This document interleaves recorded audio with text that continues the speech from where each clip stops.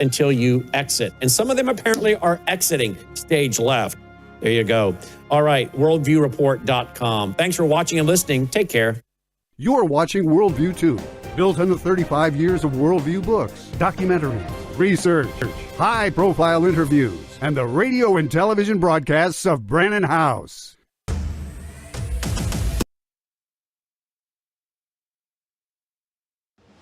Colonel Rob Maness has a lifelong record of providing dedicated service to this nation. Having worked his way up from the enlisted ranks to full colonel, he served our country for more than 32 years.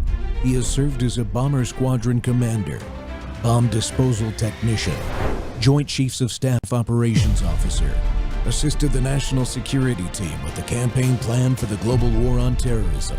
He authored the first theater nuclear war plan, and served as the Vice Commander of America's largest airborne intelligence wing. Colonel Rob Maness is a true American hero.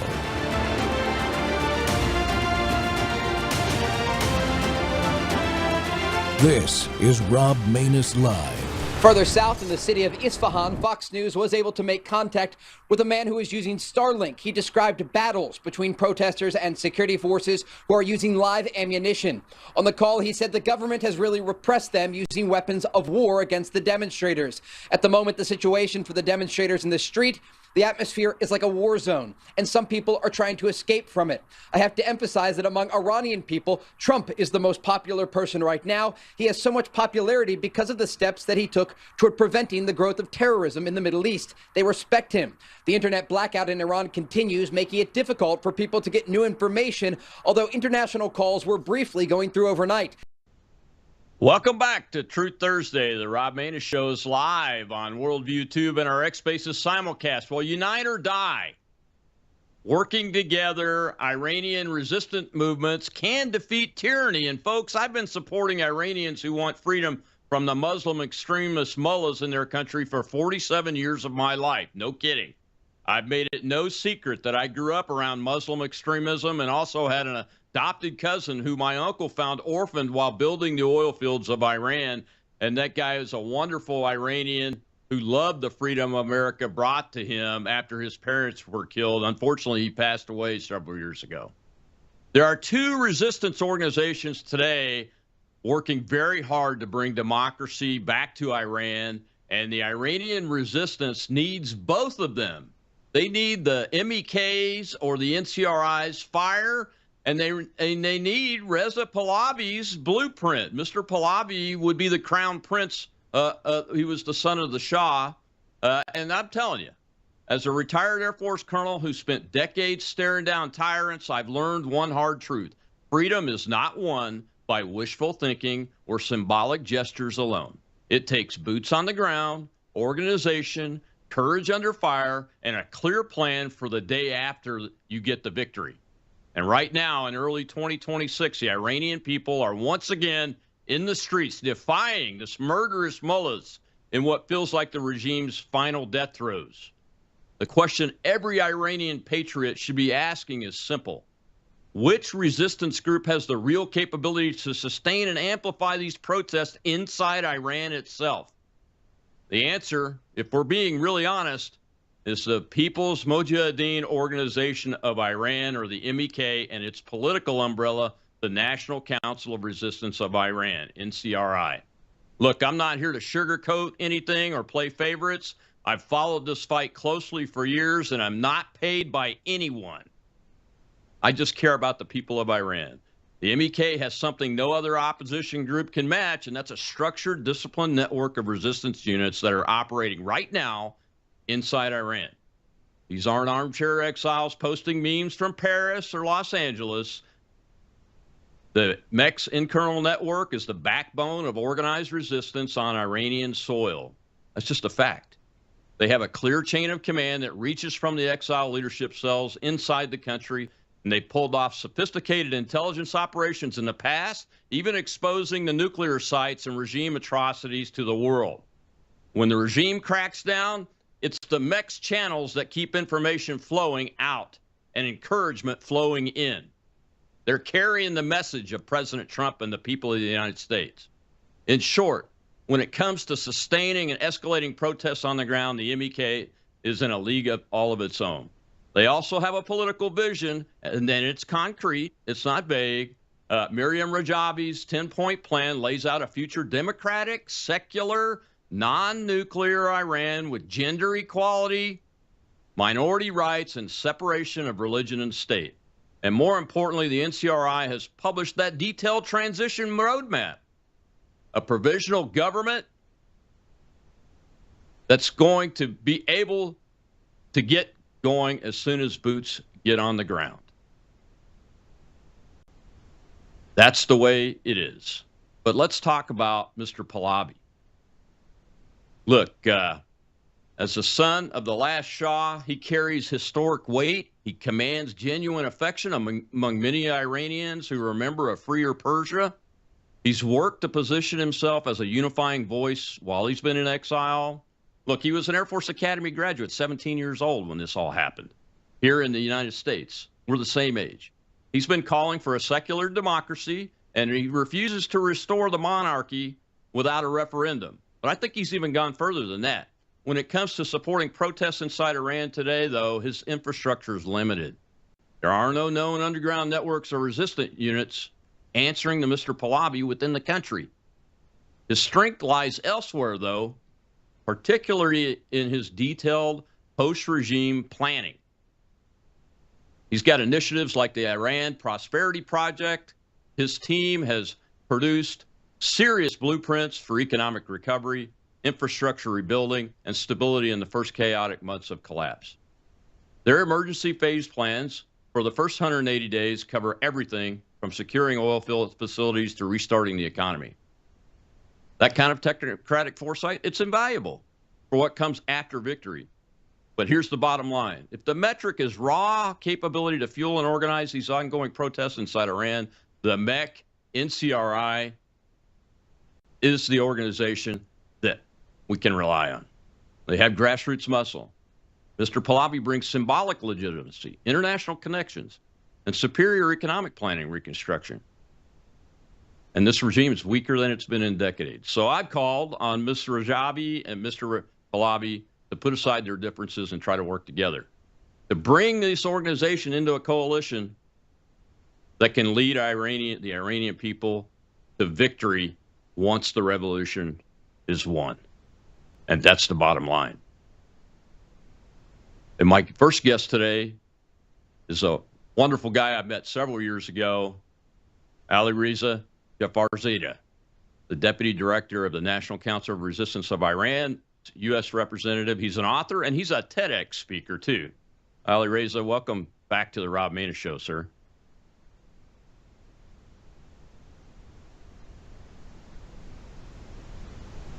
Okay, it looks like we've lost our guest, and we'll see if we can get him back. Do we have our second guest? Yeah, that's fine.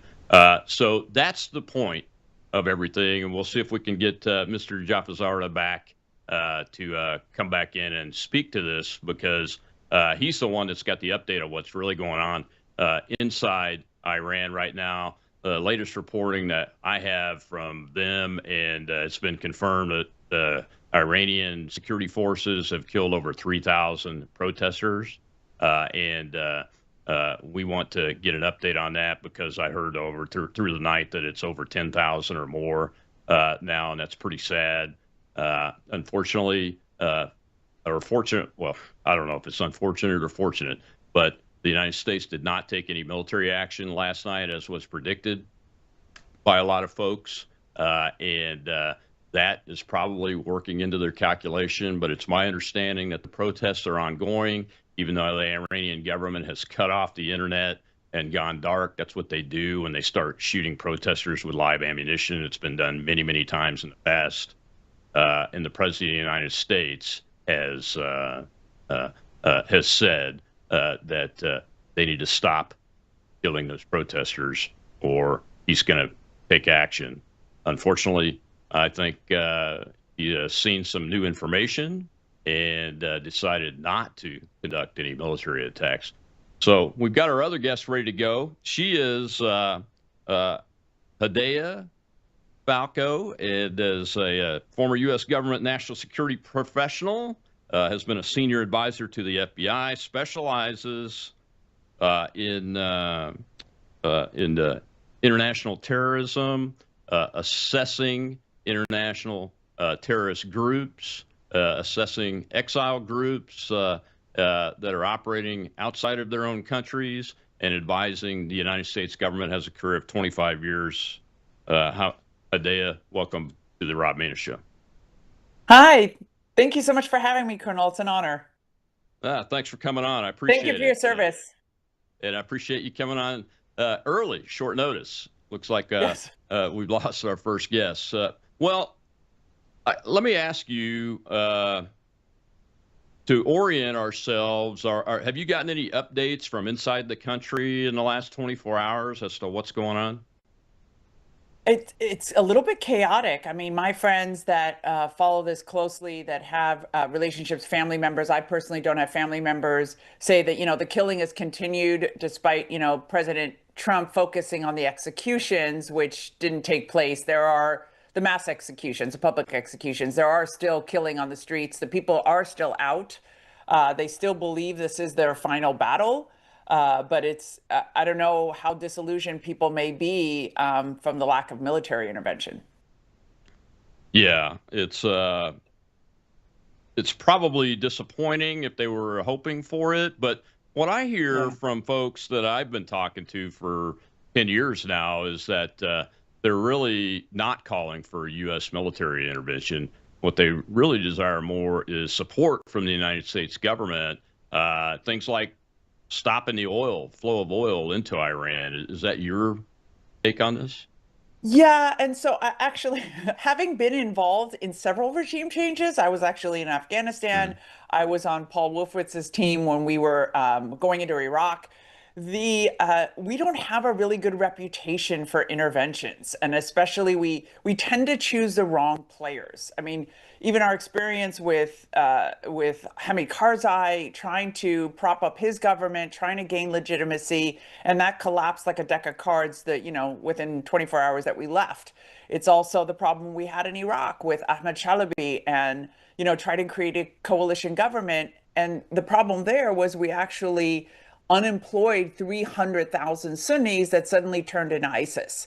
And so we're not good at regime change. And so what I've actually been asking for is, other than military intervention, we have the cyber and PSYOP capabilities of really handicapping this Islamic regime and the IRGC. And the IRGC is a designated foreign terrorist organization. There are so many financial mechanisms that we could be employing that are yet to have been used in a really robust way, which would cripple the Islamic regime and cripple their ability to oppress their people. So I would like to see more of that happen. I would like them to see, I would like to see them limit the invasion that are coming in. Like, we have the reports of Iraqi military leaders, other militias coming in to help the regime crack down on their people. I would like to see us help limit that based on our regional influence.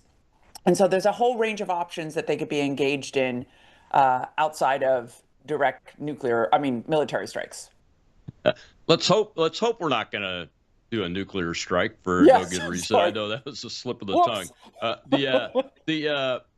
So it sounds like you agree with both Steve Bannon and I. I mean, we're both in that realm of look, it's the Iranian people on the ground that really have to make this decision. And for the third or fourth time since I've been watching it, they're trying again this time, and they really haven't asked for kinetic military action. But I agree with you. The cyber operations, that's a good move. That's a good move.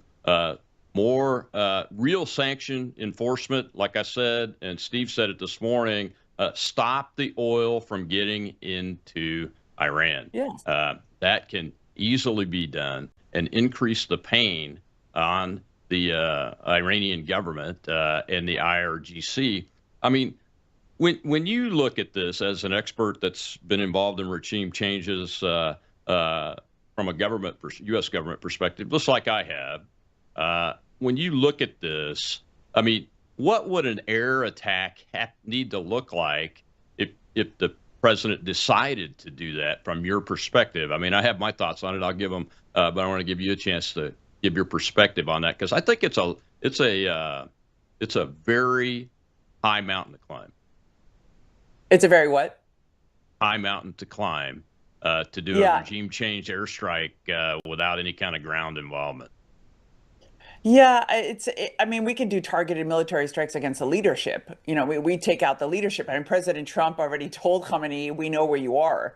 So I think between Israel and the US, they could be very targeted strikes against the leadership.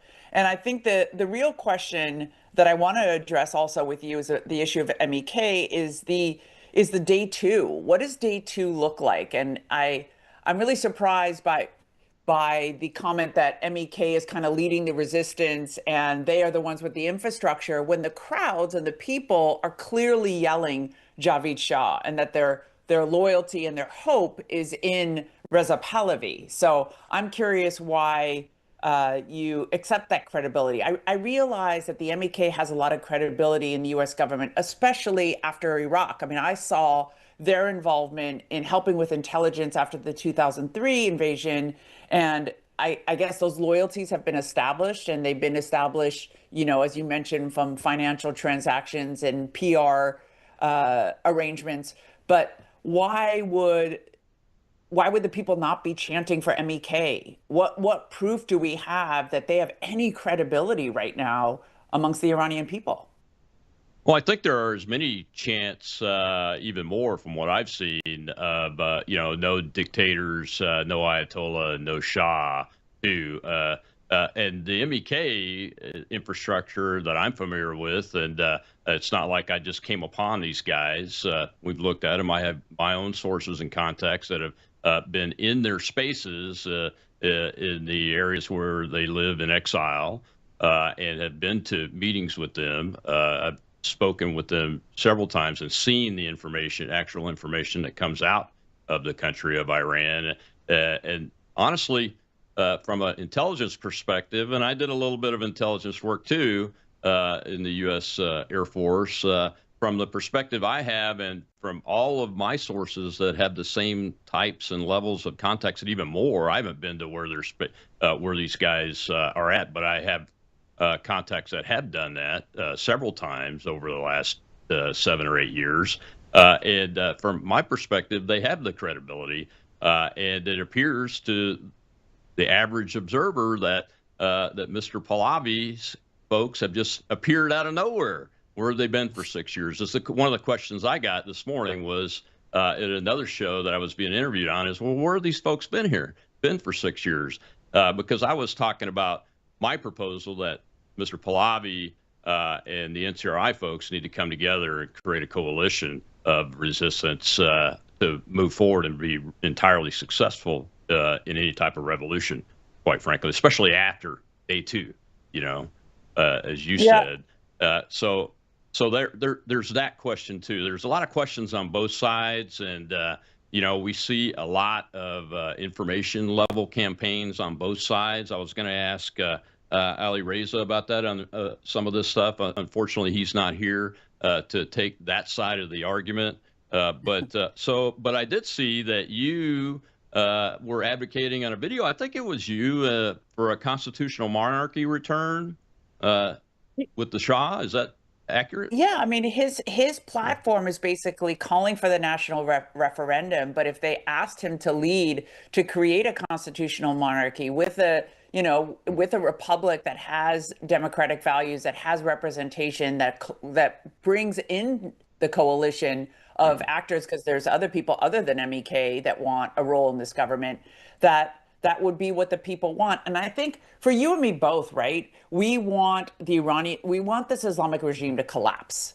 And ultimately, we want the Iranian people to have a free and representative government. And so if they're calling on the Shah to lead that movement, isn't that what we should be supporting, rather than doing what we usually do in the US government, is choose the actors and airdrop them in? That's exactly right. You're exactly right. And my point is that from what I've seen, the preponderance of evidence shows that they're not calling on the Shah. They're calling on a Wow. free and Okay. tyranny-free Iran because nobody trusts the Shah. Even though, look, he was an Air Force Academy cadet when all this went down, and he's been in America ever since. Even though I think the president even said he's a nice guy, but he doesn't think he has the support inside the country. But that's part of the discussion that needs to happen, I think, and why I've called for these two groups of leaders to come together, because together they generate much greater power and impact than they do separately, because they're in two different lanes.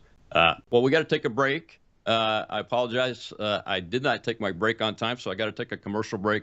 We'll be right back, and I think we'll see another clip. This one will be something about Intel and nukes. We'll be right back.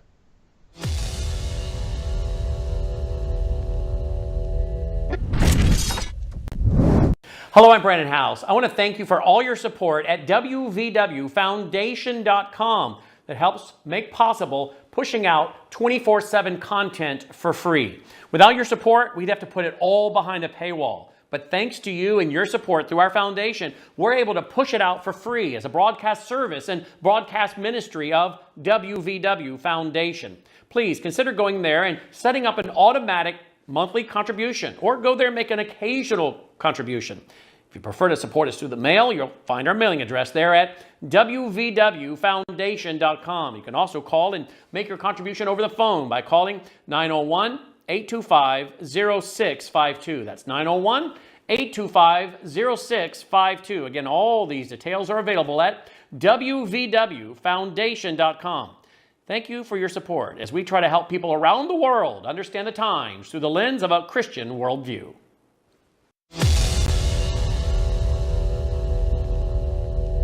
There's no organization that's done more to bring down this dictatorship. The original information about Iran enriching uranium for the purpose of developing an atomic weapon comes directly, without any question, from the resources and the people of the Mujahideen al-Khalq, which is the MEK. That was in 2003.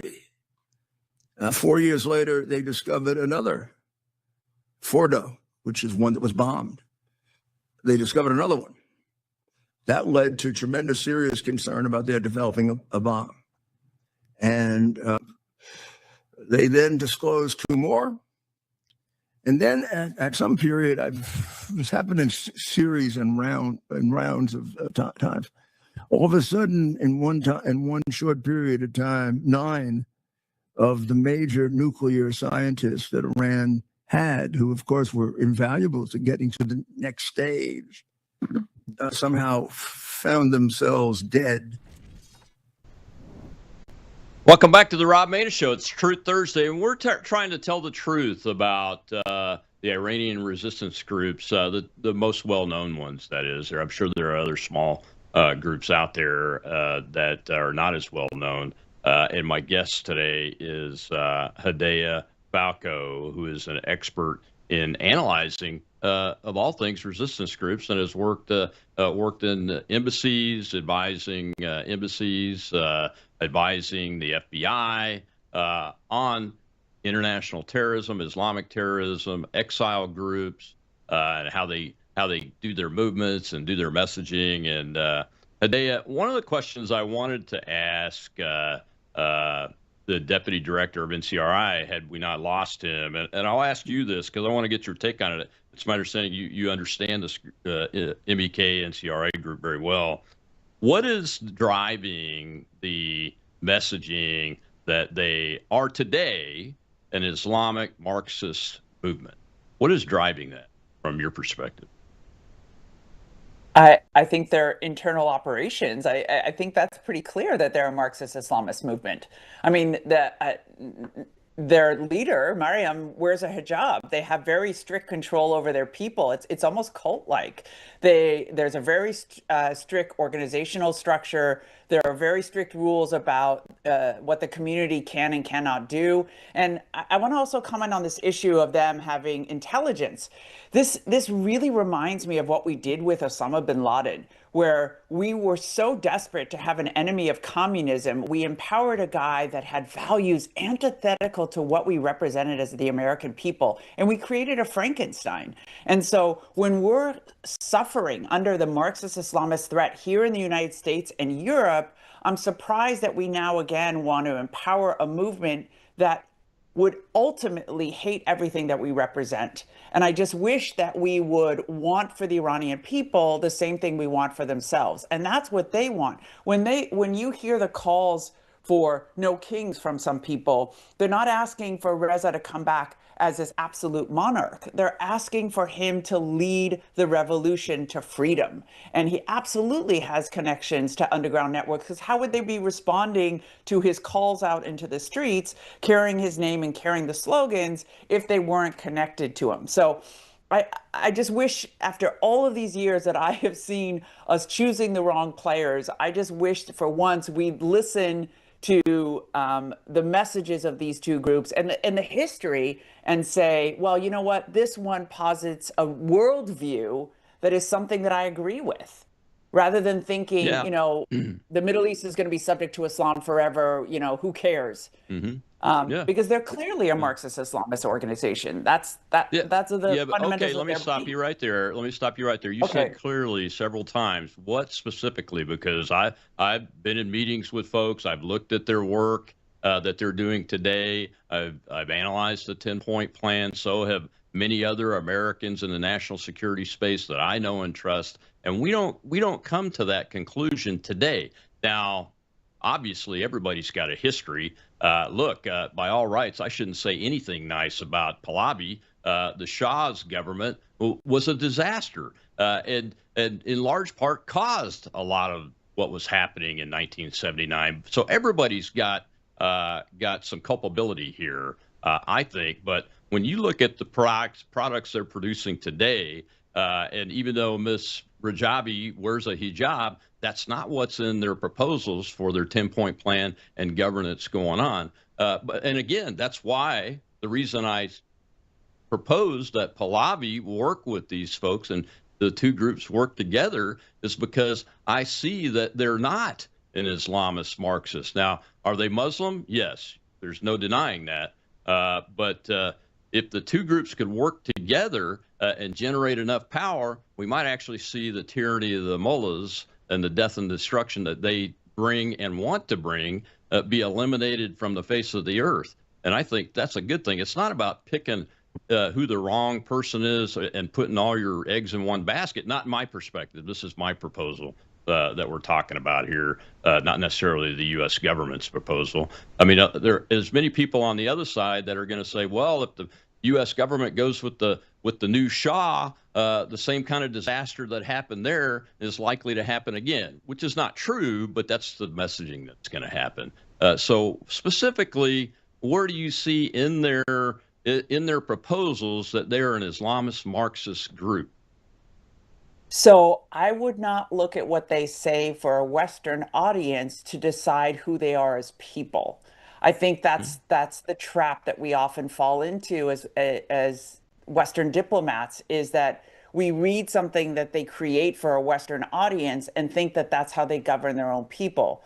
I'm talking about what people who have been within that organization talk about, what their leadership structure is and what they've advocated for their people. So we have Iranian dissidents and reporters and commentators that have culled through their literature about what they produce internally. And you are right, they are producing intelligence that's valuable to the US because they are enemies of the Islamic regime. The enemy of my enemy isn't necessarily my friend. He may just be another enemy. And that's what I'm saying. That. Is you know that I understand. You know that I Right. understand that, right? You're Right. not lecturing So- me, right? No, I'm saying that, I that definitely they just may understand be that, an but enemy. what I'm saying is that the Iranian people large groups of them do not see them as the enemy either. It's the regime that sees the MEK as the enemy, and it's the most terrified of them as an enemy. And they've killed over 130,000 of them over the last 40 years to prove it. So and they haven't done anything to give the U.S. government at this point in their history, at this point now, to not be trusting of them, at least the trust but verify mode, which is the same thing, Grace, that I would give Mr. Pahlavi, who I agree with you, does not, I don't believe, wants to be a Shah or a king or even a constitutional monarch. I'm going to play a clip later in the show, I think, if I still have it, that shows him saying he doesn't care what form the democracy takes. Yes. He just wants to be a part of helping the Iranian people get to where they want to be. And that's what I've asked him to do in my op-ed that I published yesterday. And what I'm calling for with this show is for him to do that. And if that's the case, then he and the NCRI leadership are in really close enough agreement where they could work together. And the trust between the two of them, I think, is more important than any trust the U.S. government would need. It's not about us backing horses, especially since we're not going to do a regime change op, I hope. Well, I got to run. I appreciate you coming on. Wait a minute. I got a question from my live audience. Let me hold off on the break and take that question for you. I know it's for you. Go ahead, AJ. Colonel, thank you, sir. Esteemed Ms. Falco, my question is, has anyone, because you talked about U.S. officials and their relationship with the MEK in 2003 in regards to the information that they have supplied about Saddam Hussein to the U.S., has anyone seen the trend of conduct within MEK over the years? Because what MEK did with the U.S. officials in regards to Saddam Hussein in 2003 is exactly what MEK did with Saddam in regards to providing information about the Islamic Republic against Iran to aid Saddam in the 80s. What are your thoughts on that? With that, I yield. Thank you. Yes, it looks like they make strategic alliances that are to their benefit. So they're willing to turn. And that's also disconcerting. It's a great point because we don't know ultimately where their allegiance lies. And Colonel, I gotta say, if day two looks like, they come in for this national referendum and MEK does have the ground support that you claim, and they have a seat at the table, I don't have a problem with that. And of course, it's not for you and me to decide. If they do have the ground support that you claim or that they claim they have, then they deserve a seat at the table. Well, I'm claiming that I've seen enough evidence to show that their claims are credible. But yeah, I agree with you. I agree with you. I mean, that's what my whole point is, and that's why I think this needs to happen. A coalition with these two leaders coming together before you get to even day zero, because you may not be able to get to day zero if you don't do this, if you have these two disparate groups, even though they agree in 90% of the way forward and how the government ought to look. If you don't go forward with that and you can't get to day zero, then there's no reason to have a day two plan at all. Well, thank you very much for coming on. I appreciate it. Maybe you could broker the meeting. I'd be happy to broker the meeting. Unfortunately, my other guest dropped out on me for some reason. We lost our connection with him. So thank you so much for coming on. We appreciate it. Ladies and gentlemen, for the next two segments, we're going to talk about our friend Scott Adams. And the audience will be participating in that as we talk about how we remember Scott and what he brought to folks' lives. And I'll be right back.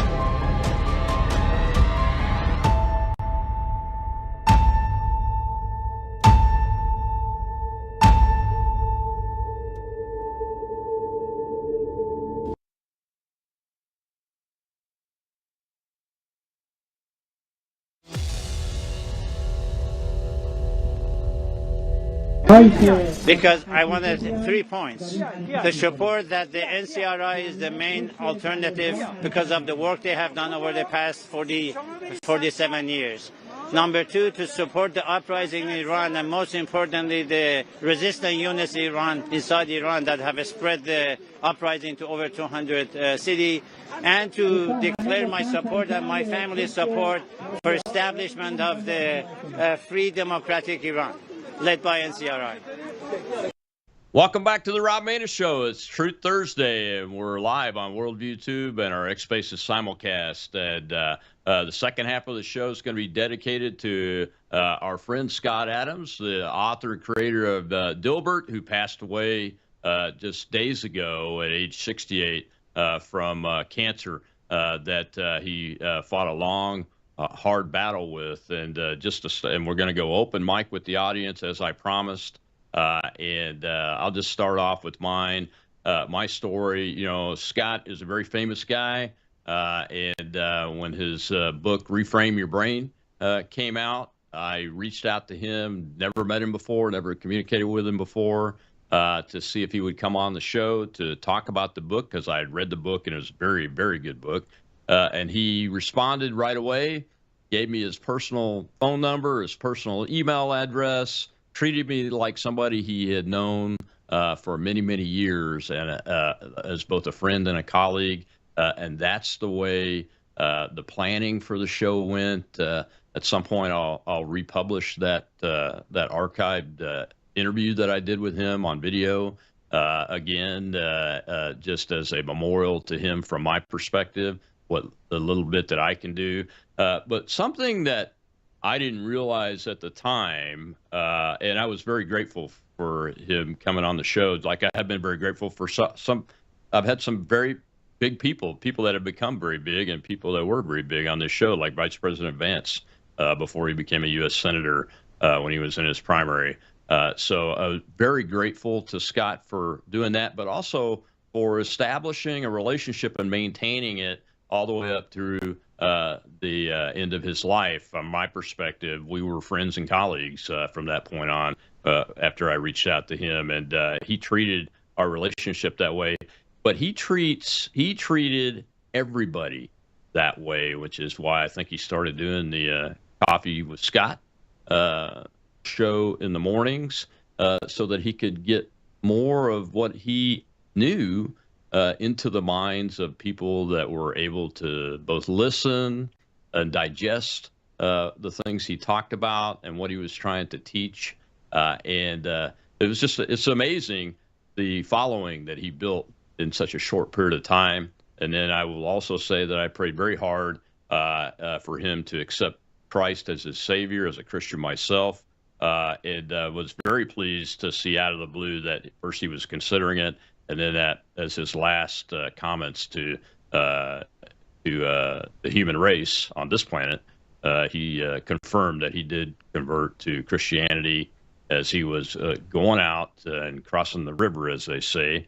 And I'm sure Christ met him right there and welcomed him to paradise exactly the way he did the thief on the cross next to him, the way he did Doubting Thomas and others who doubted at first, eventually believed. I want to go over to the audience and let the audience give input, because as I said, Scott created a massive following, and I think he touched every person's life that's on X in some way or another. Shell, go ahead. I know you have some comment. Yes, sir. I absolutely adored Scott, sir. Now, the thing that was just so amazing to me was the strength that he maintained, even as weak as he was, to stay in touch with his audience, keep everyone updated, and continue with his Coffee with Scott spot there in the mornings, sir. It was just wonderful to see his resilience throughout this illness. And I couldn't say more about such a wonderful patriot, sir. He was always very supportive of all of us patriots. What did you think when you first heard that he had become ill, sir?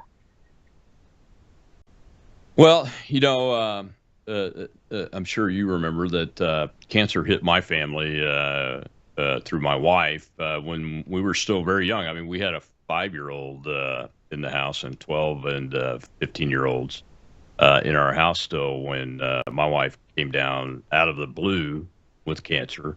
And we spent several years. I retired from the Air Force because of it. So I could focus on getting her treatment and those kind of things. And it is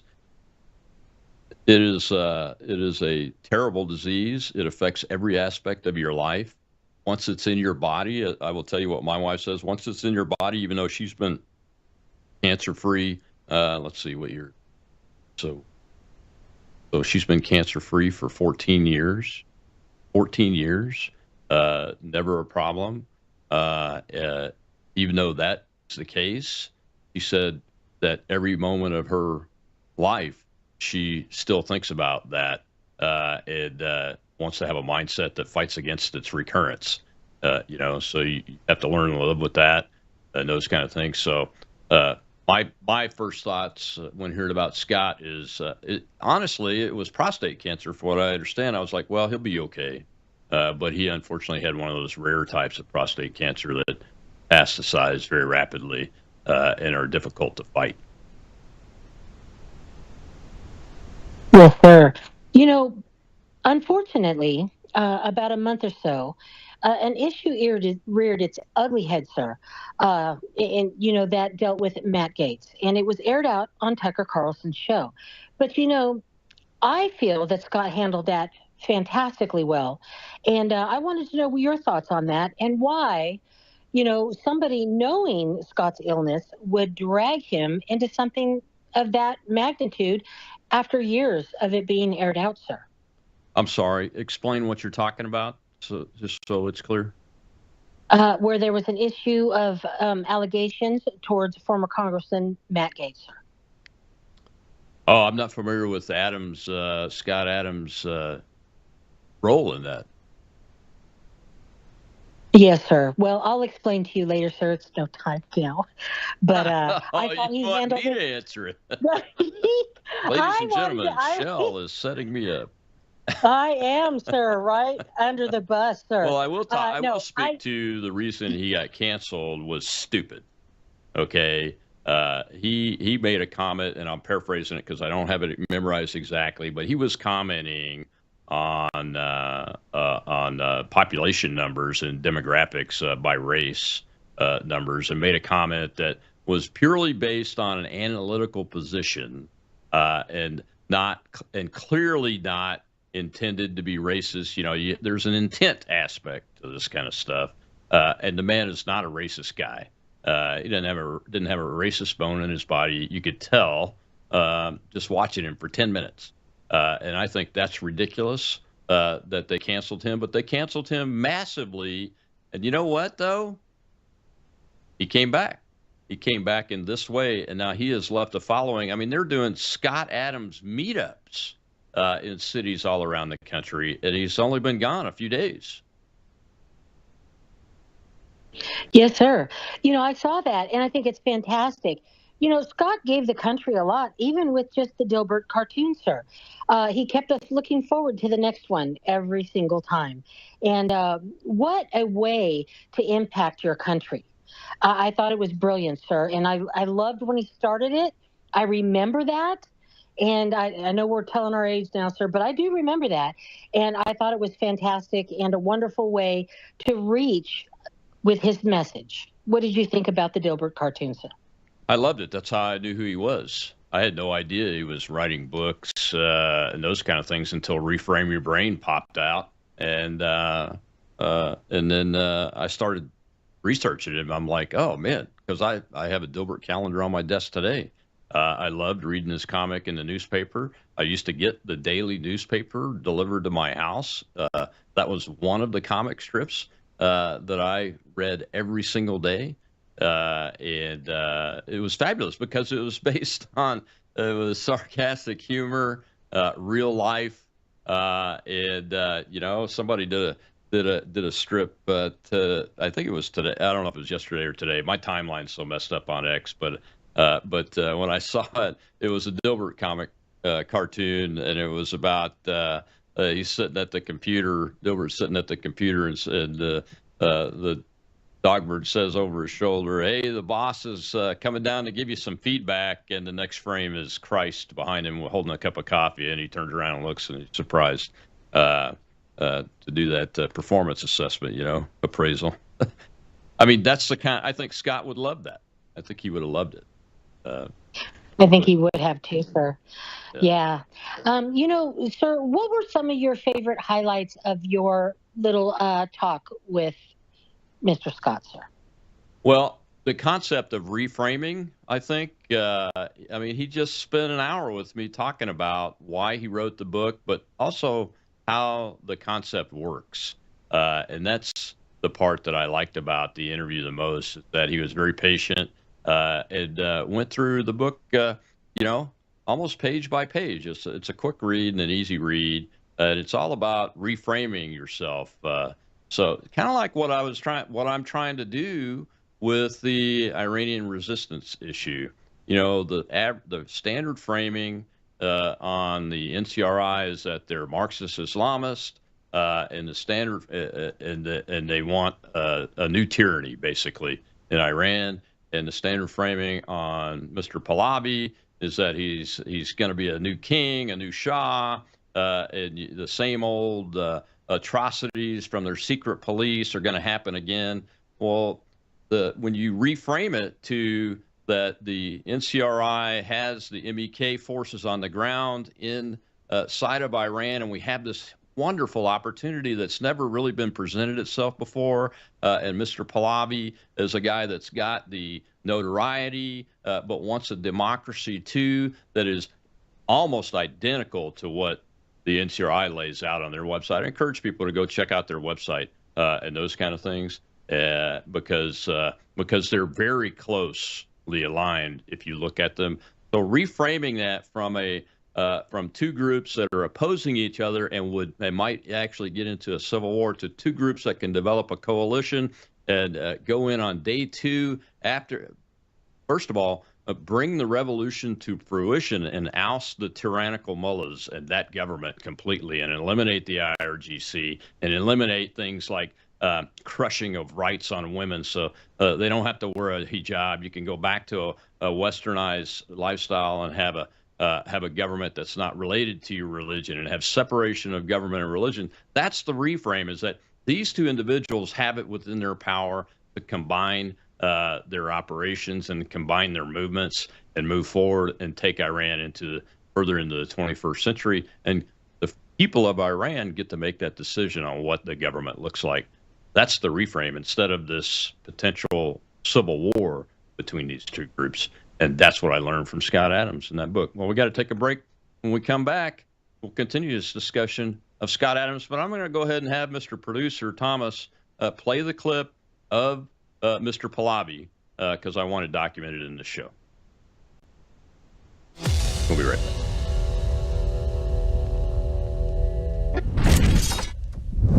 You woke up with a sore throat and a low-grade fever. You know you are getting sick, so here's your choices. You can get sicker and miss work. Try to see a doctor this week or sit hours in a crowded waiting room at urgent care. I have a smarter option for you. Open your medical emergency kit. Match your symptoms to doctor-recommended prescription in your booklet and take the right meds now and get well faster. This is not a first aid kit. It's like having an urgent care in your home. It includes doctor-prescribed medications to treat over 39 medical issues like respiratory infections, strep throat, pneumonia, UTIs, and more. No waiting to see the doctor and no standing in line at the pharmacy. It's right here. Every home should have at least one medical emergency kit, and here's how to order. Go to worldviewhealthcare.com. Your kit to treat dozens of common and serious illnesses is rushed to your door. worldviewhealthcare.com. That's worldviewhealthcare.com. The emergency kit available at worldviewhealthcare.com. Make sure you don't have to go to urgent care. I got pneumonia. I didn't have to go. I took this last year. Stayed at home, went to bed.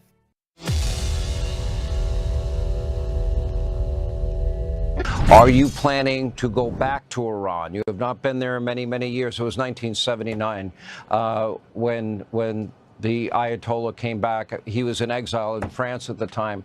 Do you plan on going back? Do you plan on having free elections? Have you thought about it? Sean, at the call of my compatriots, I've stepped forward to lead this transition from this tyranny to a future democracy. My role is to help my compatriots achieve that goal, to bring about a peaceful end by means of a national referendum and a constitutional assembly. I'm impartial as to what the ultimate result will be, so long as it's a secular democracy.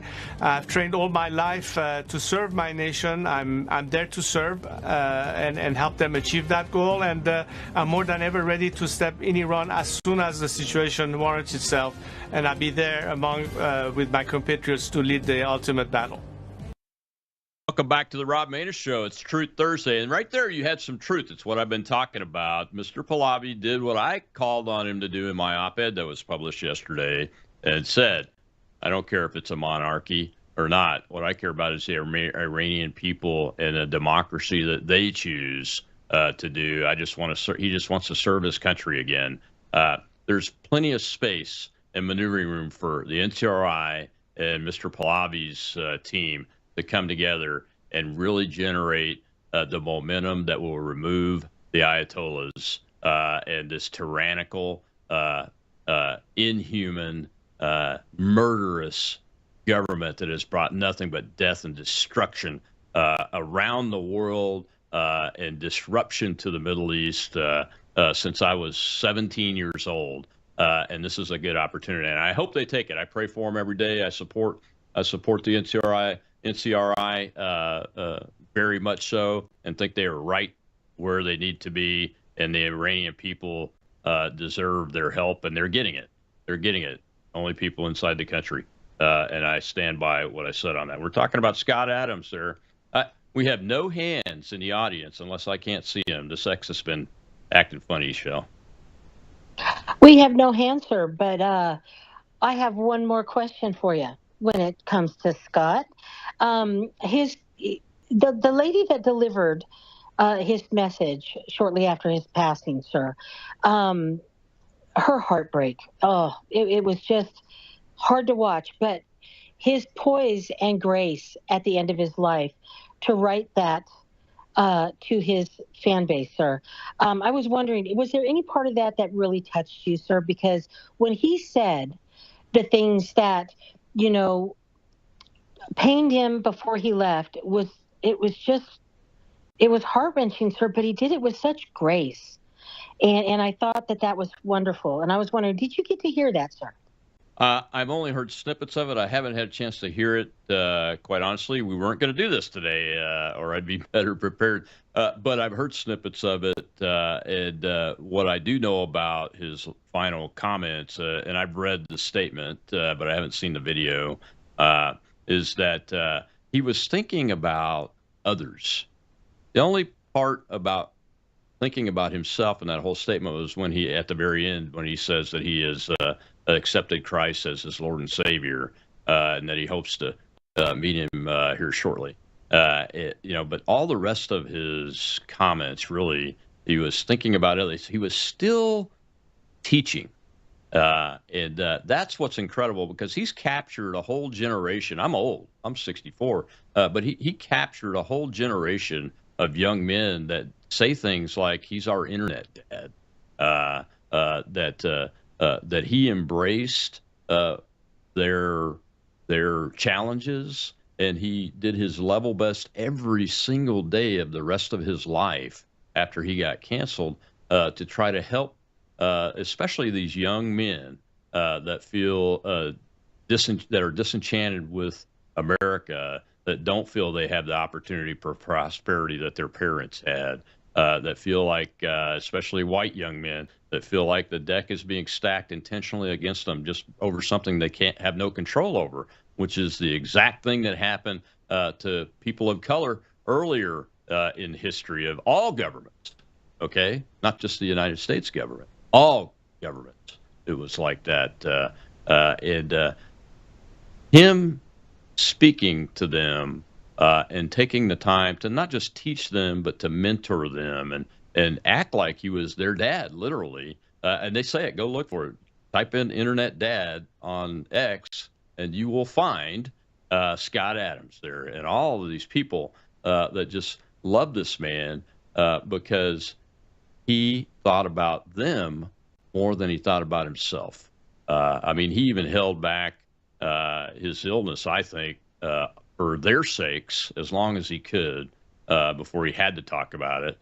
And then when he did talk about it, he talked about his disease. I remember when I first saw the video, I said, well, he's not worried about himself. He's worried about his team that he talks to every day, his following, his followers, and folks that he's tried to give hope to teach it, like in Reframe Your Brain, like teach how to look at a positive perspective and take something that's normally negative and reframe it into a positive so you can succeed. How to succeed in the other book, how to lose bigly and and still win. I'm not sure exactly what the title is, but that's the concept. That's a great book.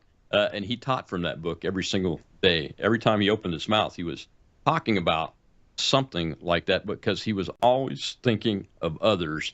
And I think that's what impressed me most about him. It gets back to the way when I reached out to him, he immediately responded and turned a TV guest and host relationship into a friendship. It wasn't a daily friendship, but with friends and colleagues, and that's the way he treated it and treated me. That's what he has done even more for the young, especially the young men. But there are young women involved too. This entire generation that he was speaking to consider him their internet dad, and it's because he put them before he put himself. And that's hard to do, especially when you're dying of something like cancer. Yes, sir, it is. They may have canceled him, sir, but Patriots brought him back. We weren't going to let him go. And I love that about our community, sir. Yeah, you're absolutely right. Well, sir, a beautiful tribute. Yeah. And I wish that we had a video for that, but maybe soon we can get that arranged, huh? Sure, yeah. We got a few minutes left. Any questions out there in the audience? Not that I see, sir, but AJ just opened his mic. What you got, AJ? I was just going to ask, how do you think Scott Adams will be remembered, sir, in the context of not necessarily cartoons and comic strips, but politically, because memories have a different best used date rather than actual, tangible items that have been created. Yeah, I think that Scott Adams will be known by his enemies. Mike Cernovich pointed that out when the New York Times, despicably, I might add, ran a headline for his obituary that smeared him as a racist. And one more time. And Mike Cernovich said something to the effect, when you are known by your enemies and your enemies do this to you, even in death, then you are one great human being. And I think that's how he'll be remembered, as the greatest human being, probably of American society in this time of our lives. I agree, sir. Yeah, that was shameful, though. Yeah. Why can't we get past acting like this as adults, sir, no matter what side you're on? I don't understand that. It's so bad.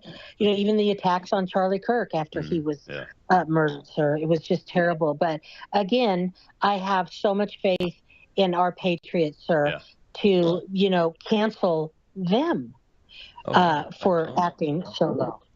Absolutely. Well, thank you all very much for joining me today. Thanks for this discussion on Scott and helping remember Scott Adams, and for the discussion on Iran. I have high hopes for the Iranian people. And remember, it's the Iranian people inside the country that are doing what they're doing and making these decisions. And I hope the decisions that they're making lead to their freedom very much sooner rather than later, and that this time it succeeds. God bless you all. God bless the people of Iran.